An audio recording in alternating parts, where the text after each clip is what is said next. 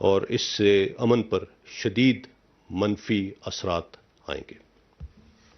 Line of control پر ہندوستان کے security mechanism بشمول anti infiltration grade, اس کی موجودگی میں انفلٹریشن کا یہ جھوٹا پروپیگنڈا انتہائی مذاق خیز اور خود ان کے سیکورٹی میکانزم پر ایک سوالیہ نشان ہے۔ حال ہی میں ہندوستان کی فوج نے نیلم ویلی کے سامنے کرن سیکٹر میں دراندازی کے نام پر ایک اور فیک انکاؤنٹر کیا اور اس میں ایک معصوم کشمیری کو شہید کر دیا اور اس کا بھی الزام پاکستان پر لگا دیا۔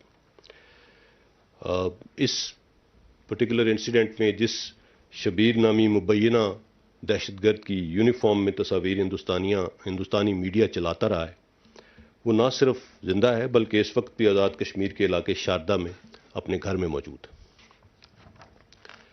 اس سے پہلے بھی ہندوستان لائن آف کنٹرول کے ارد گرد بسنے والے کئی ایسے بے گناہ لوگوں کو شہید کر چکا ہے۔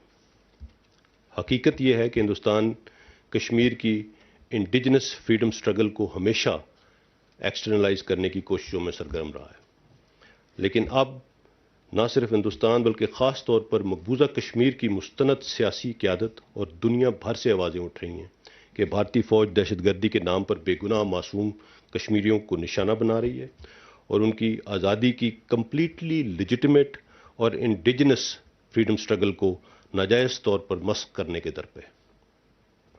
سچ یہ ہے کہ کشمیر میں انسانی تاریخ کا بدترین محاصرہ اگست 2019 سے جاری ہے۔ ایک عالمی جریدے کی اکتوبر کی رپورٹ میں لکھا ہے کہ کس طرح ہندوستان کی اگست 2019 کے غیر قانونی اقدام نے ایک خراب صورتحال کو بدترین انسانی المیے میں بدل دیا ہے۔